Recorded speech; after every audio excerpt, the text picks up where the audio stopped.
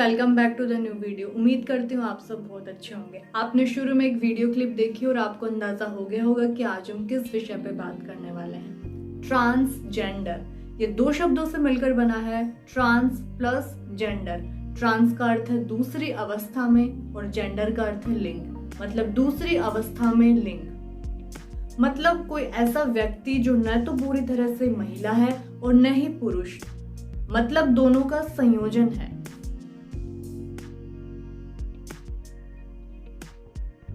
For example, कोई व्यक्ति जो जन्म के समय फीमेल माना गया हो लेकिन वह अपने आप को एक पुरुष के जैसा फील करता है मेंटली और फिजिकली, तो उसे हम ट्रांस मैन कहेंगे। और ऐसे ही मान लो किसी को जन्म के समय मेल माना गया हो लेकिन वो अपने आप को एक महिला के जैसे, एक स्त्री के जैसे फील करता है मेंटली और फिजिकली दोनों तरीके से, तो उसे हम ट्रांस वुमेन कहेंगे। तो इसका मतलब ये हुआ कि उनका सेक्सुअल ऑर्गन और जेंडर अलग अलग हैं।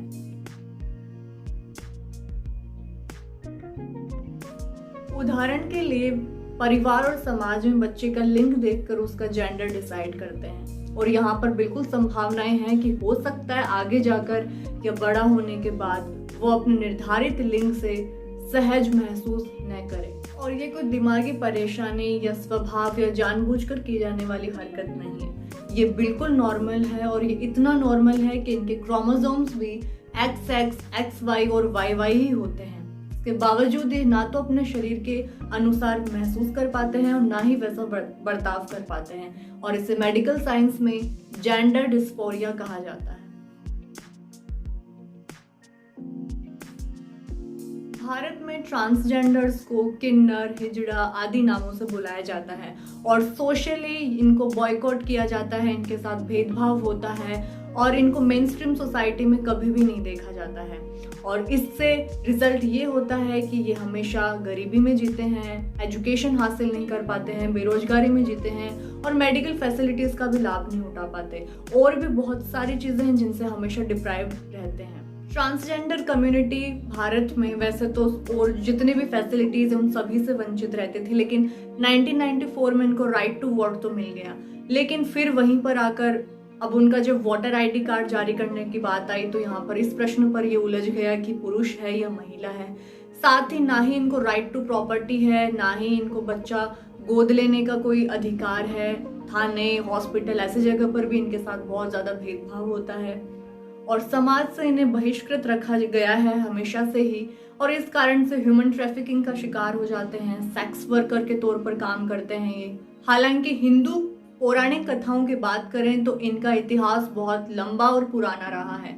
आपको महाभारत में भी एक पात्र मिल जाएगा।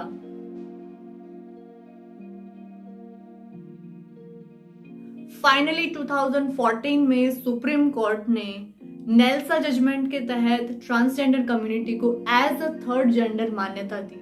सुप्रीम कोर्ट ने कहा कि इनको ट्रांसजेंडर को थर्ड जेंडर के रूप में मान्यता देना कोई सामाजिक या चिकित्सा मुद्दा नहीं है, बल्कि ये एक मानवाधिकार मुद्दा है, एक ह्यूमन राइट है।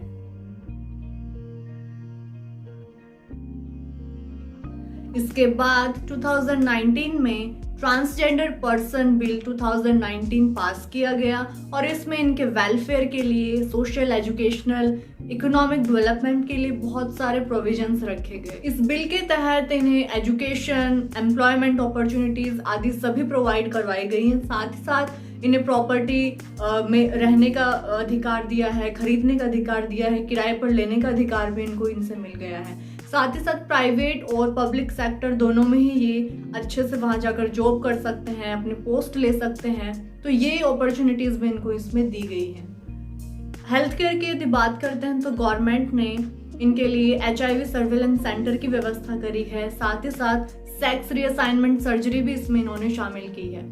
साथ ही साथ इस बिल में सजा का प्रावधान भी रखा गया है। मान लीजिए इनके साथ कोई इंसान भेदभाव करता है या सेक्सुअली, फिजिकली असॉल्ट करता है, कहीं पर भी गांव, शहर, कहीं पर भी निवास करने से इनको रोकता है, भीख मंगवाता है या जबरदस्ती इनसे बंधुआ मजदूरी करवाता है, सार्वजनिक जगह पर आने से रोकता है, तो ऐसे में उस इंसान को 6 महीने से लेकर 2 साल तक की सजा और साथ ही साथ जुर्माना भी भरना पड़ सकता है। हालांकि ट्रांसजेंडर कम्युनिटी की बात करें तो वो इस बिल से कुछ ज़्यादा खुश नहीं है, क्योंकि उन्होंने कहा है कि इस बिल में उनके रिजर्वेशन के लिए कुछ स्थिति स्पष्ट नहीं करी गई है और ना ही इसमें ये लिखा है कि मान लीजिए उनके साथ रेप जैसी हरकतें होती हैं तो उनके लिए क्या प्रावधान होंगे, क्योंकि आर्टिकल 375 और 376 के अनुसार यदि कोई पुरुष महिला के साथ कोई जबरदस्ती करता है, कोई सेक्सुअल रिलेशंस बनाता है तो ही उसे रेप माना जाएगा।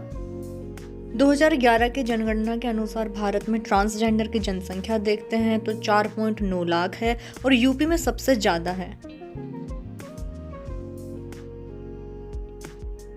ये ऑपरेशन करने से पहले इस बात की पुष्टि होनी जरूरी है कि उसे जेंडर डिस्फोरिया है या नहीं।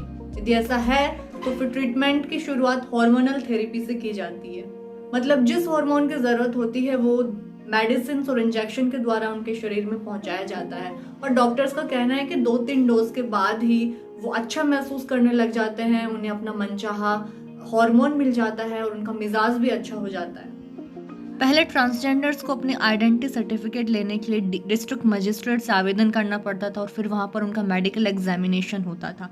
इसके आधार पर फिर उनको आइडेंटिटी सर्टिफिकेट मिलता था, लेकिन इसका बहुत ज़्यादा विरोध हुआ और अब फाइनली कोई मेडिकल एग्जामिनेशन की ज़रूरत नहीं है और उन्हें एफिडेविट के आधार पर ही आइडेंटिटी सर्टिफिकेट मिलेगा। ट्रांसजेंडर कम्युनिटी के लिए एक सामान्य प्रतीक है और जिसे वो प्राइड फ्लैग बोलते हैं, जिसे 1999 में अमेरिका में एक ट्रांसजेंडर महिला मोनिका हेल्स ने डिजाइन किया था।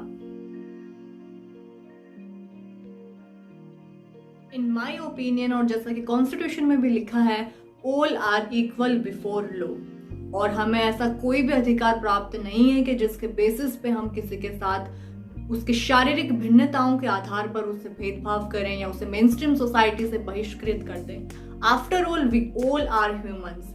आप किसी का सम्मान नहीं कर सकते तो कम से कम अपमान तो मत कीजिए, और उनमें उतना ही पोटेंशियल, उतनी ही योग्यता और उतना ही सामर्थ्य है जितना आप में है, तो किसी को अंडर एस्टिमेट भी मत कीजिए। So now this is the ending of the video. उम्मीद करती हूँ आपको वीडियो पसंद आया होगा। पसंद आए तो लाइक कीजिए, चैनल को शेयर और सब्सक्राइब कीजिए। Thank you so much.